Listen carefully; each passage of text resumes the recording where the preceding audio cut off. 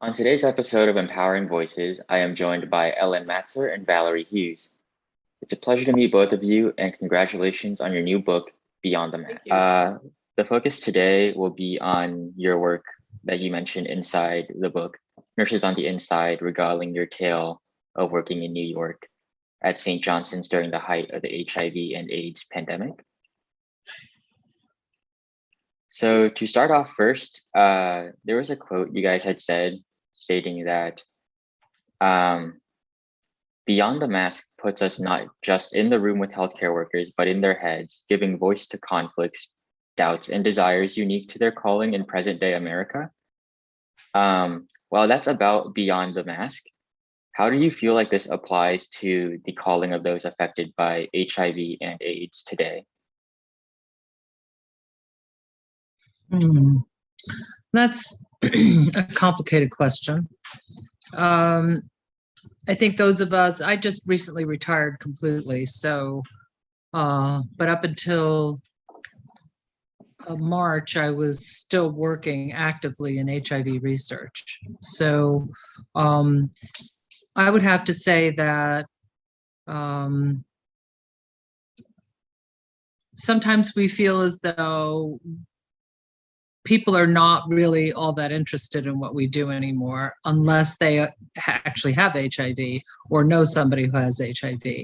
I feel that sometimes it has become an orphan disease in a way because it's hardly ever discussed in mainstream media. So, but be that as it may, I think most people who work in HIV care are still very dedicated to it, and may I say very devoted to it, so that they're still finding it an extremely interesting and fulfilling career. I'm going to add that I also am no longer in HIV care. I haven't been in HIV care since I left Lenox Hill in 2000, the year 2000, and went back to critical care, but what I am doing now is teaching nursing in a nursing school. So, you know, my calling is to teach nurses how to care for anybody, HIV or COVID or any other disease for that matter. And as far as I'm going to say our calling, because I'll relate it to our book, Nurses on the Inside. This book was written, 30 years after the HIV epidemic first surfaced. And I believe the importance of the book is to take a look back for those who weren't who weren't in HIV care, in healthcare at all, not even born. So there are generations of people that are in healthcare that know not about the HIV/AIDS epidemic and when it started. And I'm going to go a little further and say that as we move more, as we advance more into the COVID pandemic, or I guess we're calling it an epidemic, and it will be endemic, that people will soon forget the very beginning of that as well. And so our book, Beyond the Mask, is a reminder of what happened in the very beginning. So there's part of the parallel between the two books. Gotcha. So you mentioned especially the idea of retrospection, looking back and remembering what it was like during the time of the HIV pandemic. Can you provide us insight into what it was like working the front lines against that pandemic, the challenges, any positive takes that you felt like the medical industry took from the whole issue? Well, I mean, what it was like at the very, very beginning, is again, we didn't know what we were dealing with. And I think we made that very clear in the book. I mean, we had no idea what we were dealing with. We had a whole bunch of usually men come into the hospital after complaining of flu-like symptoms, and then they would be dead. So what it was was like, wow, how does a young man, 23 years old, 25 years old, 30 years old, 35, 40 years old, what happened to them that all of a sudden they had a cold and they were told to go home and rest, and now they're coming in and they can't breathe and they're on a ventilator and now they're dead. So it was shock and confusion and a little bit of, okay, well, maybe this is just a fluke and we won't see this ever again. But that was not to be the case, as we found out probably a few years later. Valerie, do you have any insight onto that as well? Well, I think that if you try to make a parallel between COVID and HIV, the ways in which they're alike is that they are wiped out a group of people that we did not expect to wipe out. So all the death it's shocking. It really is just shocking. But how it was different was when people figured out that it was mostly happening to gay men. Back in those days, well, you think that the world thinks that gays are disposable now. They were more than disposable then. We were reviled and hated. And so it was an uphill battle to get anybody interested in actually doing something about this illness. Mm-hmm. Now, finally, and of course, sort of under the radar, there were those of us who were gay who were not out who did do something about it. And I mean nurses, physicians, people who worked in pharmaceutical companies and all of these, the whole world is filled with gay people that were not out at the time. And I think that a huge amount of progress was made. And one of the things that I like to think about is all the changes in the way healthcare is perceived and provided in a certain aspect, which is the patient's Bill of Rights or the patient's rights.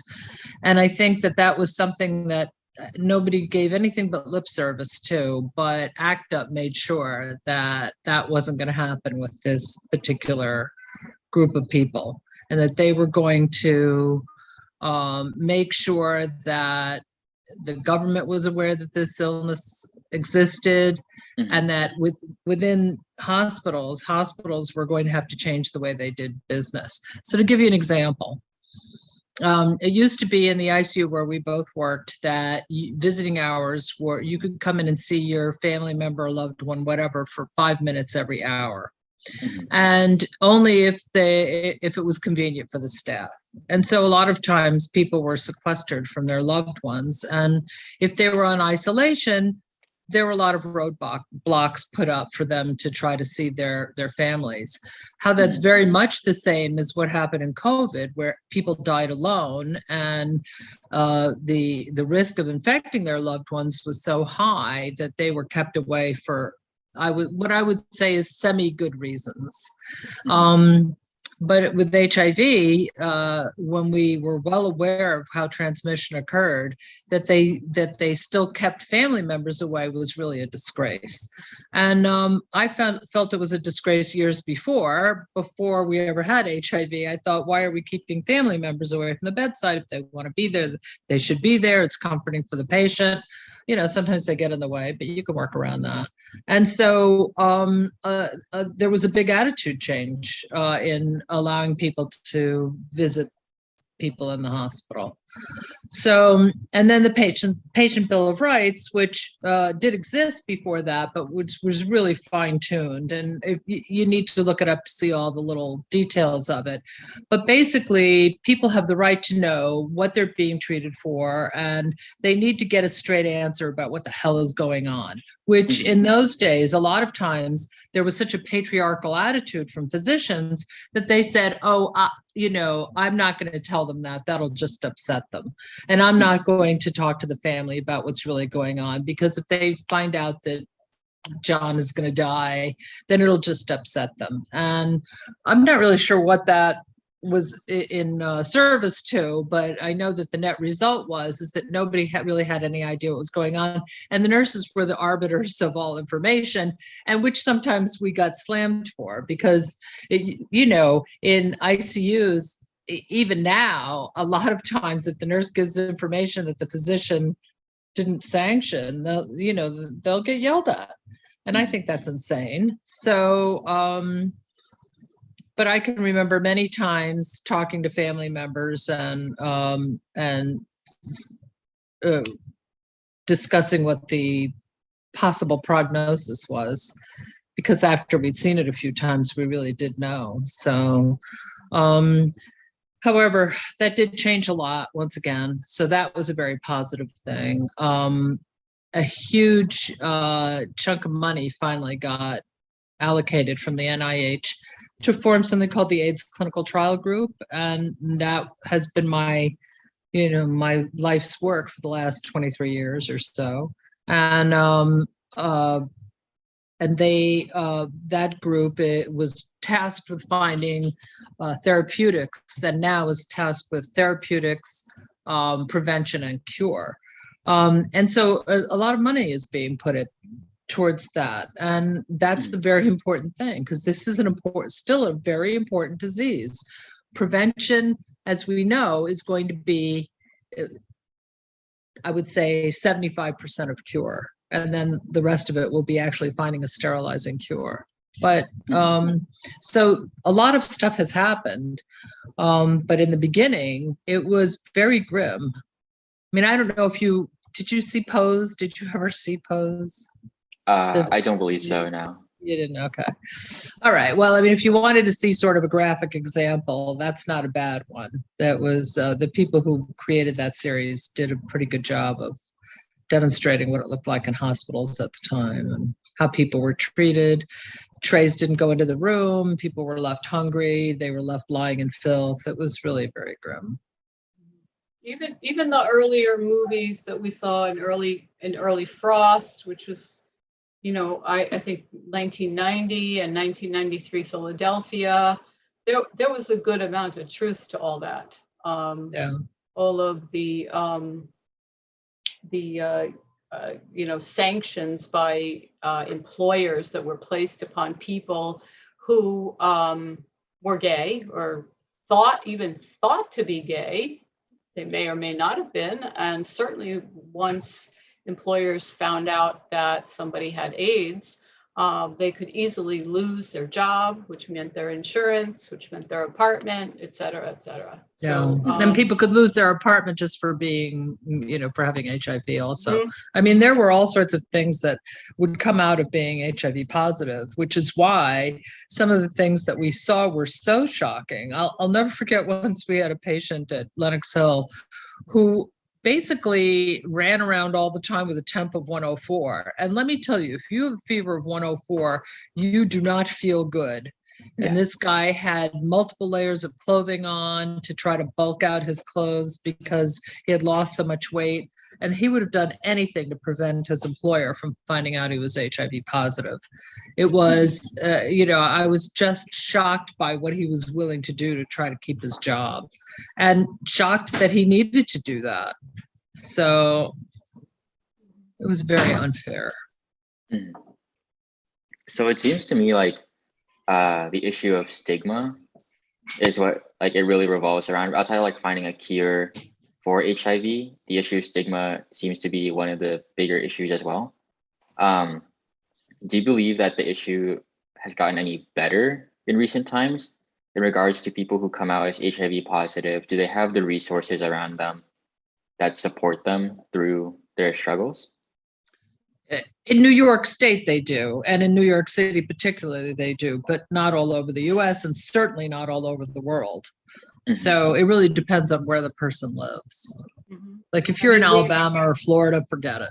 You got nothing. Yeah, well, I mean, look what's going on in Florida right now and Texas. But certainly, Valerie and I worked closely with a man named Martin who lives in Kuala Lumpur. And still to this day, when people were diagnosed with AIDS, they were also coming out as gay at the same time while they were dying. Which is illegal in Kuala Lumpur. So talk about losing stuff. Yeah, I mean, but that's, that's what happened back in the, early 80s here, is that people were outed because they had AIDS. So with the issue of some states and some places not having any protection for people who have HIV, AIDS, any support groups for them, do you feel like other places should follow an example of New York? Or should it be something that just left up to society to come up with their own solutions to? Or should it be kind of like a mandated thing? So it's not just support groups we're talking about. We're talking about funding for housing support, funding for health insurance, access to research is actually surprisingly available in all the above states I mentioned, particularly in Atlanta. I mean, wherever there's a big university hospital, there's going to be an ACTG unit. And so there's going to be HIV research. But those places, oddly enough, end up being the high enrollers because there's no access to regular care. Maybe that's a little less true in 2022 than it was in the mid 2000s, but it certainly is true to a certain degree. But New York State spends a huge amount of money helping out people with housing and other services, direct patient care, home care, retraining for trying to get people back to work once they've recovered from their illness. Because also remember that HIV is a very different disease now. When people enter into care, it's almost inevitable that we'll get them undetectable and they'll start to feel normal again and we'll be able to go back to work. So retraining is a very big deal. And I don't know what other states do with regard to that, but I know New York State has a lot of retraining things available. I know California does too, but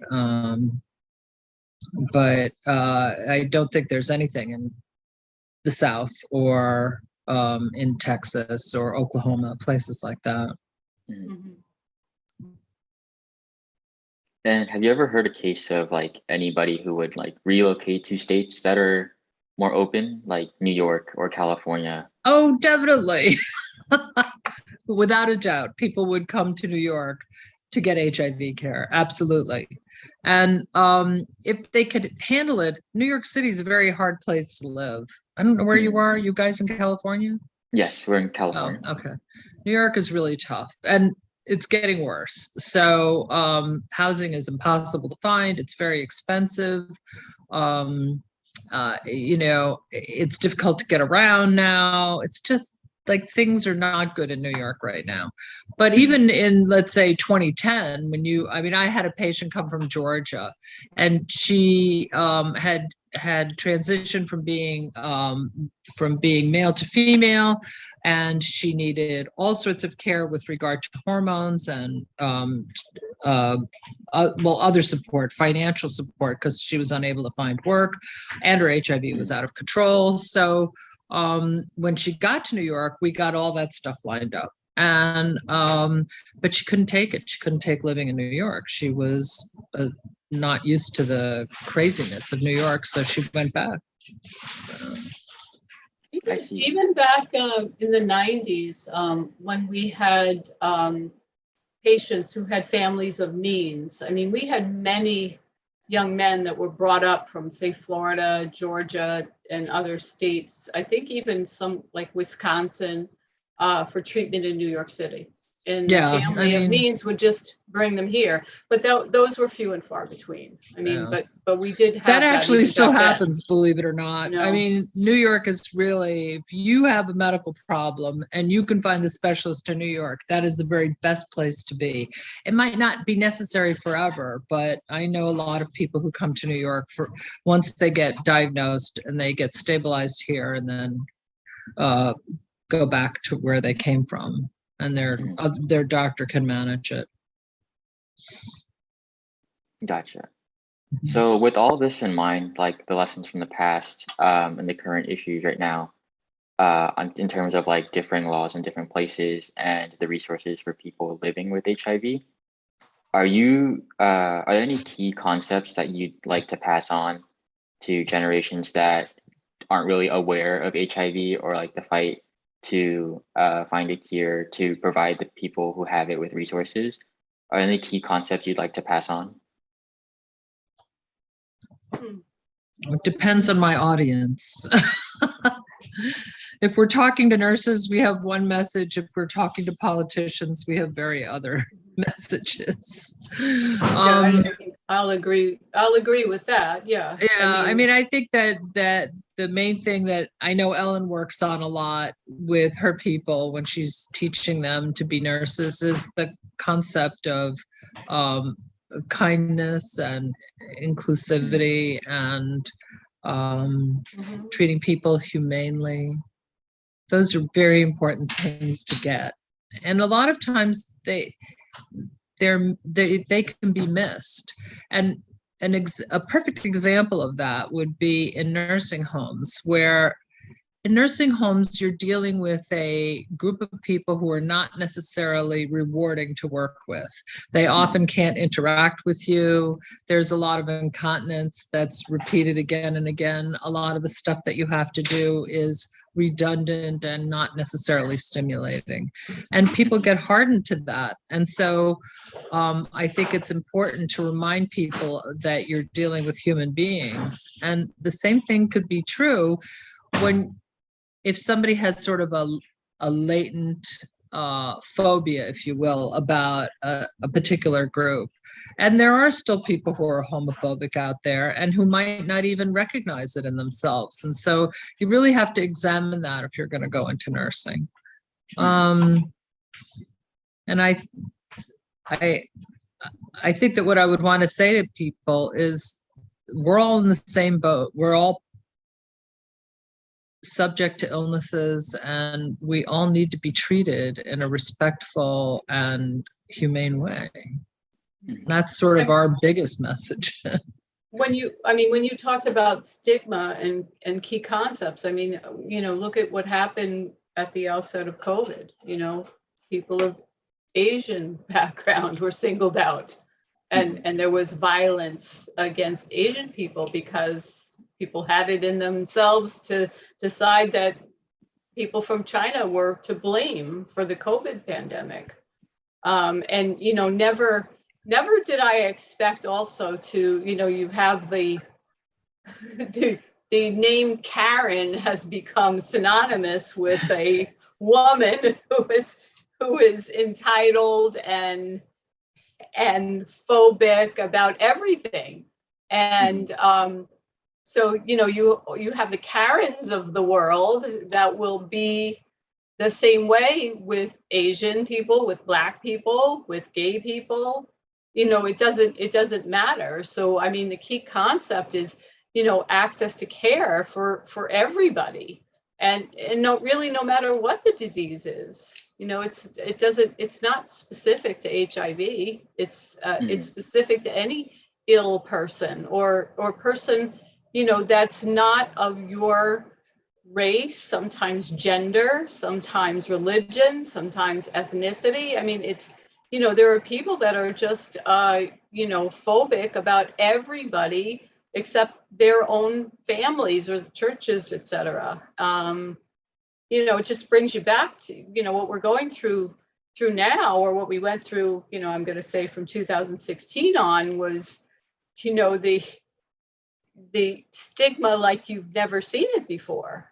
I mean, I think we are a little better now, but if you look at what just happened in Buffalo, New York, again, the surfacing of white supremacy, again, with people killed, Black people killed in a Walmart supermarket up in Buffalo.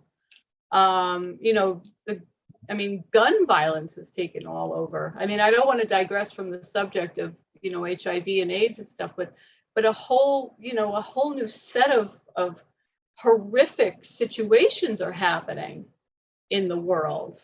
Right, because we can't treat each other as human beings. So Yeah, that's if that it's possible that that's the root cause of all of this ill. I don't know. It certainly does appear that way. So the concept of like this ability or inability in some cases to treat people like human beings with all like the rights that come with it. Do you feel like this is something that inspired and motivated you when you were working through the HIV/AIDS pandemic? And in addition to that, is there anything else to that?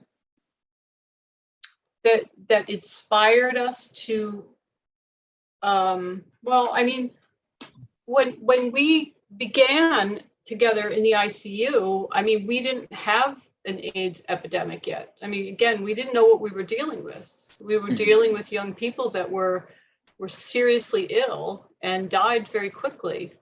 And I know, you know, there was a certain amount of fear in many nurses that we worked with. And that's before we went over to St. Clair's, which was the first designated AIDS center in New York City. So we were dealing with a lot of fear early on. And that was so those were the years of, say, 1979, 80, 81. So, you know, Valerie and I both left probably around 85, because I joined St. Clair's late in 1985, and Valerie came shortly thereafter. When we saw in the New York Times the first designated AIDS unit. And I guess, you know, for me, having seen what happened in the ICU where we were working, and I saw the large New York Times ad advertising for staff, and I said, that's where I want to go. And I, you know, left and went right there and got hired immediately. And if you look back on, I mean, I don't know if you've read our book, Nurses on the Inside, but if you look back at the beginnings of St. Clair's, we couldn't hire anybody because, and the only requirement to get a job there was that you weren't afraid to work with people with HIV and AIDS. That was the criteria. You know, of course, for nursing, you had to be a nurse who wanted to work with people with HIV. But for orderlies, secretaries, transporters, those ancillary positions, you walked in the door and you said, I wasn't afraid to work with people with AIDS and I want to be here. You had a job, like overnight, you had a job. You know, again, the same was true when we moved to Lenox Hill Hospital, is that my criteria, because then I was in charge of all the hiring, was that you had to want to work with people with HIV and AIDS. That was you know, and then of course, you know, your nursing credentials and you know, your ability to relate to people, to relate to alternative families, because people weren't, you know, back in our ICU days, you know, immediate family meant something. You know, it meant your mother, your father, your sister, your brother, you know, or spouse of the opposite sex, you know, whereas when we went to St. Clair's and then again at Lenox Hill, you know, family was whoever the patient said was their family. So that, you know, those were our criteria back then. You know, now I guess, you know, when you compare it to COVID, since it happened so quickly, you know, there was no time, and we see what happened during COVID is a lot of nurses were so fearful of getting ill themselves that they left nursing. So many nurses left the bedside, which is still why we have such a staffing crisis everywhere, not just New York, not just where you are, but everywhere in the country. There is a staffing shortage of nurses. And that, again, speaks to the fact that nurses were right on the front lines. Again, everything that we learned about PPE was thrown out the window with the COVID pandemic, everything. You know, we went from, you know, being taught in school and taught in orientation to hospitals. You use one mask, one time, throw it out. One gown, one time, throw it out. And now all of a sudden, the rules changed almost overnight. Without any kind of, you know, sort of decent introduction to it.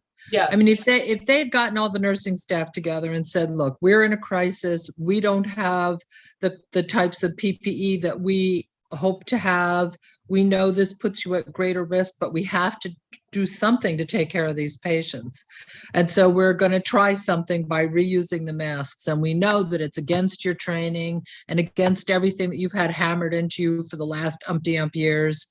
Can I tell you what would have happened to me if I'd gone from one patient's room to another with the same mask? I probably would have been fired. And not just years ago, but directly before COVID. If I had gone from one patient's room who had the flu to another who had TB, for example, or if they both had TB, I probably would have gotten fired, or certainly I would have been seriously reprimanded. I would have been written up for that.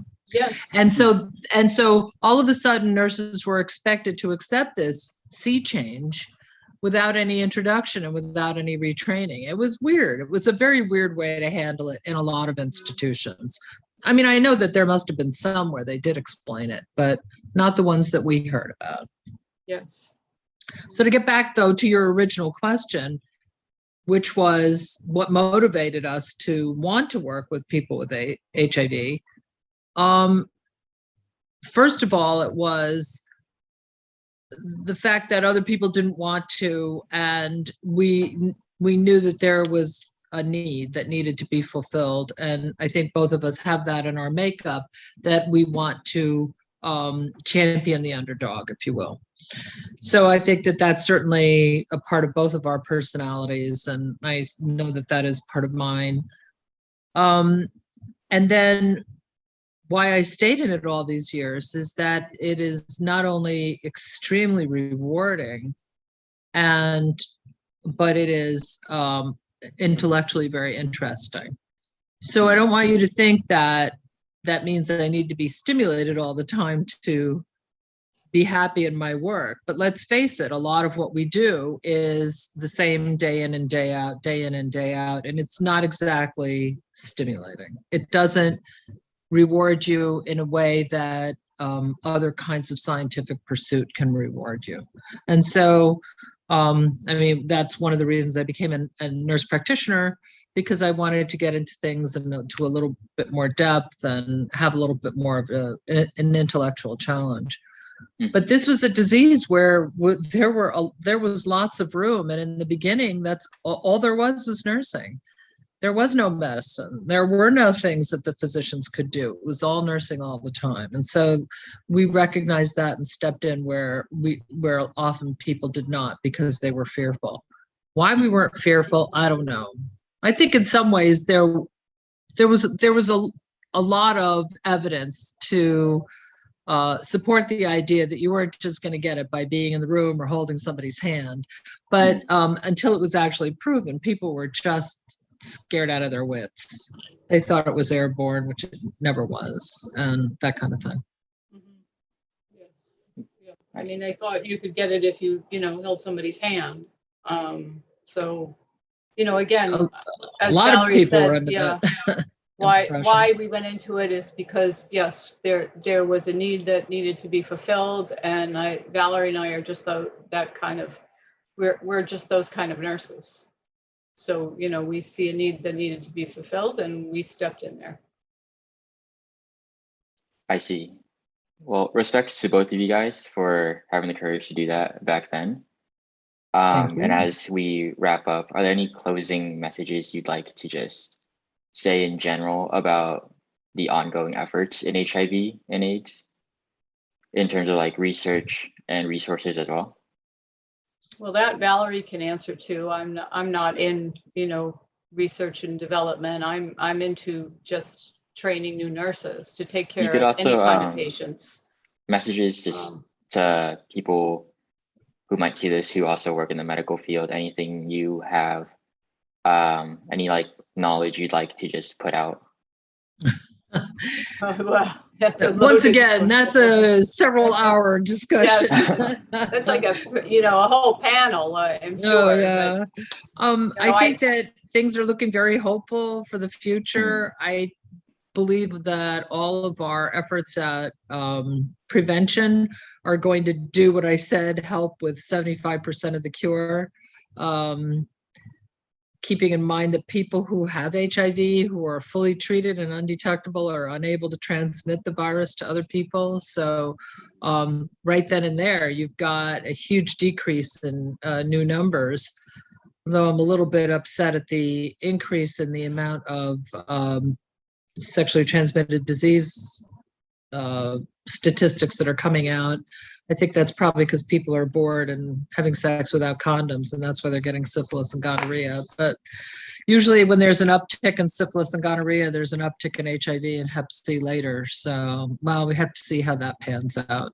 But with regard to cure, there's a secret that we have not uncovered yet, but they're chipping away at it like crazy. And I know that it's going to happen. I do. I have optimism about that. Mm-hmm. And I think, I mean, just in general in healthcare, I mean, we have to shore up new nurses, and that because we are at such a severe crisis in nursing everywhere, And shore up old nurses, like treat nurses reasonably, for God's sake. We have. I mean, that's why people leave. If they were treated well, they wouldn't leave, no matter how scared they were. If their jobs were great, they wouldn't leave. Mm-hmm. But they often get treated like servants, and or treated in a disrespectful way. So so we, certainly we are very short of nurses everywhere in every capacity, and that is not going to bode well for ill people, no matter what illness they have. If right in the future, to take care of them. That's right. That's right. I see. We need more nurses. We do. Well, that concludes our talk, I guess. Thank you so much for taking the time out of your day to conduct this episode of Empowering Voices with us. It was so nice of you to invite us. Yes, Thank you. Where will we be able to see this, Andy? On the Empowering Voices channel, if you go to until.org, there will be links to get to there. Oh, okay. It will take a bit once it's like edited and put together, but it will be up there. Okay. Yeah. All right, great. Well, thank you so much. Thank you. Thank you. Bye-bye. Bye now.